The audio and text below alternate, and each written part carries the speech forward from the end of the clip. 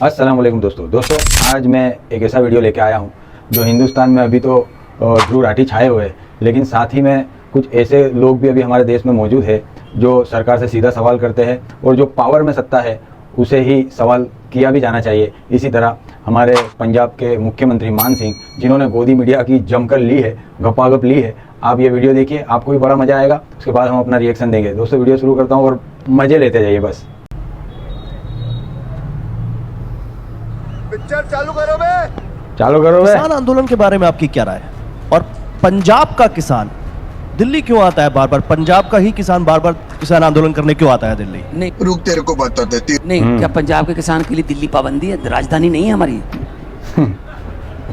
ना कोई पाबंदी है। दिल्ली क्यों आता है? जब सरकार दिल्ली से चलती हो कहाँ जाए? अजीब से सवाल है इनके, अजीब। पंजाब का किसान लाहौर जाए?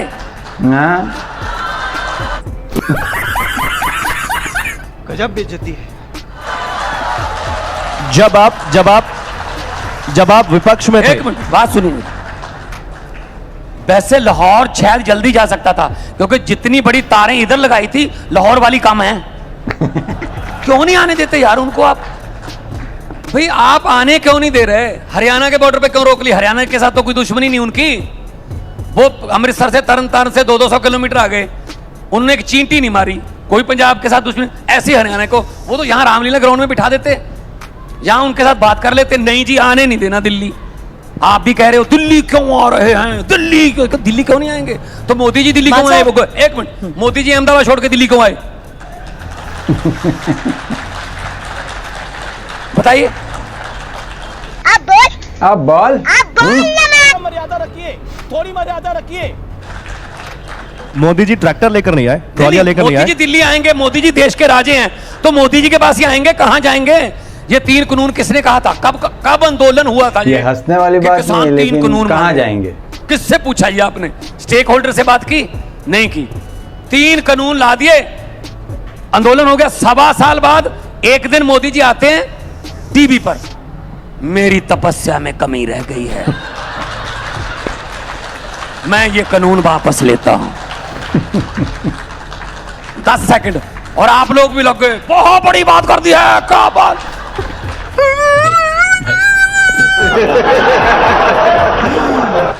भाई तपस्या में कमी रह गई है, कोई कमजोरी है इसका मतलब?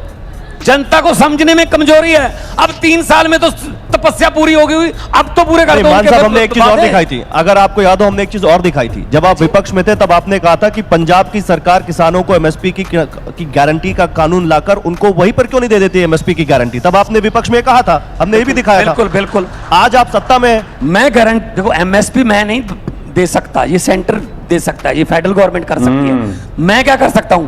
मैं उनको सब्सिडी दे सकता हूं, बराबर बोलूंगा।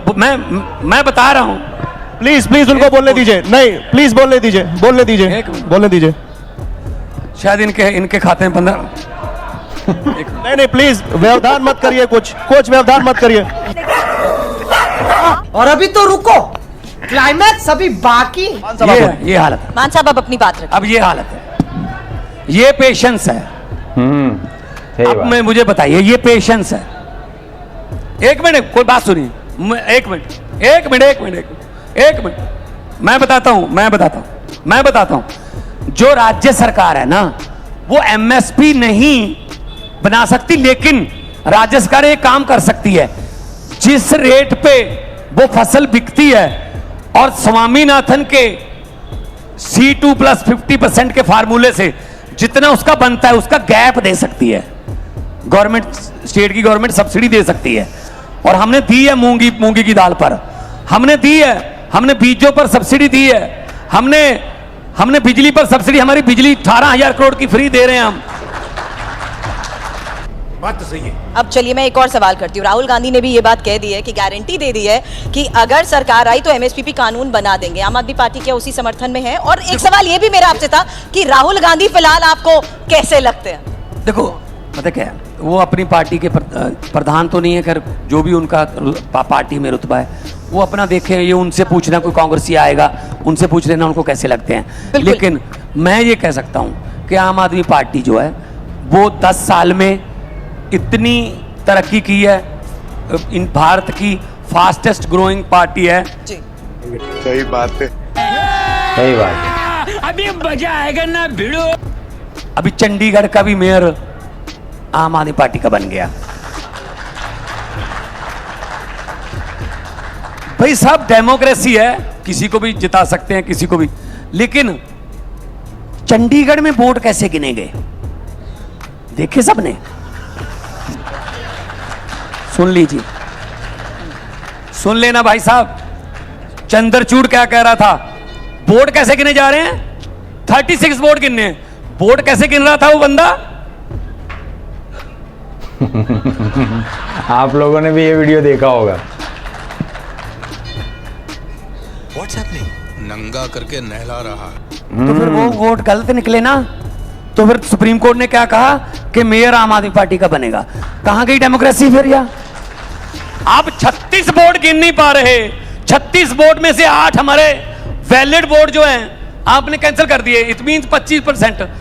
36 वोट में से 25% आपने कैंसिल कर दिए और खुद जीत गए। भाई साहब मई के एंड में 92 करोड़ वोट गिनने हैं, तब क्या होगा? इतना छोटा पहले कभी नहीं हुआ। बहुत नहीं बिल्कुल, मैं उसी सवाल पे आ रहा था। क्या होगा तब? चंडीगढ़ का आपने उदाहरण दिया और बड़ा शानदार इलेक्शन आपने और कांग्रेस पार्टी ने इंडिया गठबंधन के तहत मिलकर लड़ा, इसमें कोई दो राय नहीं। 5 राज्यों में आपने गठबंधन कर लिया, आम आदमी पार्टी और कांग्रेस का। एक मिनट मेरा सवाल सुन लीजिए, पंजाब में आपने गठबंधन क्यों नहीं किया कांग्रेस पार्टी से? पहली बात तो ये है, चंडीगढ़ का हमने शानदार इलेक्शन लड़ा, लेकिन मेयर सुप्रीम कोर्ट से लेके आना पड़ा। दिल्ली का एमसीडी का शानदार इलेक्शन लड़ा, मेयर सुप्रीम कोर्ट से लेके आना पड़ा। बजट सेशन बुला रहा था पिछली बार, हमारे गवर्नर साहब कहते मैं बजट सेशन की इजाजत नहीं दूंगा। सुप्रीम कोर्ट में आए, पहली पेशी फिर कहते हाँ बुला लो, और सुप्रीम कोर्ट ने भी कहा कि तुम रोक नहीं सकते बजट सेशन को। सही पकड़े हैं। हमें हर बात पे केरला वाले अपने पैसे लेने के लिए सुप्रीम कोर्ट में घूम रहे हैं। आरडीएफ का, रूरल डेवलपमेंट फंड का मेरा 5,500 करोड़ रुपया केंद्र ने रोक के रखा हुआ है, उसके लिए हम सुप्रीम कोर्ट गए हुए हैं। क्या मतलब सरकार सुप्रीम कोर्ट से चल रही है सिर्फ उन स्टेटों में जहां इनकी सरकार नहीं है। फिर कहते हो दिल्ली क्यों आते हो? दिल्ली क्या करें दिल्ली से बराबर? तो होगा नहीं। जब आरडीएफ का पैसा किसानों का पैसा है, वो मंडी का पैसा है, मंडियों के संबंधित सड़कों का पैसा है। मैं 67,000 करोड़ किलोमीटर सड़कें मुद्दा सुप्रीम कोर्ट नहीं है, मुद्दा इंडिया गठबंधन है। नौकरी के नाम पे भड़वागिरी कर रहे हो तुम। इंडिया गठबंधन के तहत आप भी हैं, कांग्रेस पार्टी भी है। दिल्ली में आपने गठबंधन कर लिया, चंडीगढ़ में कर लिया, गोवा में कर लिया, गुजरात में कर लिया, पंजाब में क्या दिक्कत? मैं बताता हूं, देखिए कुछ जो बातें हैं ना देश के लिए होती हैं। अगर देश ही ना रहा, संविधान ही ना रहा, आम आदमी पार्टी क्या करनी है हमने?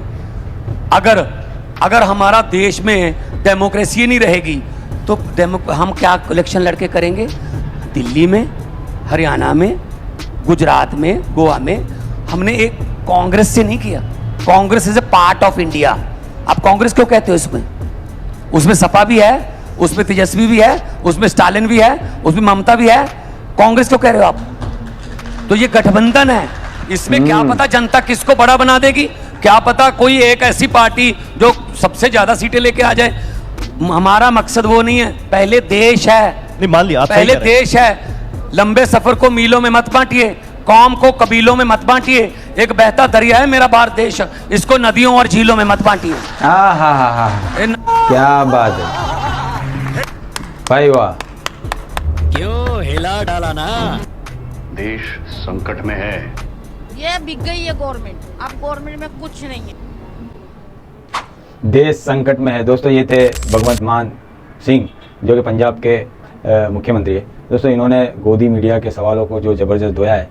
उम्मीद है आपको मज़ा आया होगा। कुछ पॉइंट ऐसे थे कि भाई किसान आंदोलन करने दिल्ली क्यों आते हो, और भगवंत मान सिंह का ये कहना था कि कोई भी बड़ा मुद्दा होगा जब उसको नहीं सुना जाएगा तो जनता कहाँ जाएगी?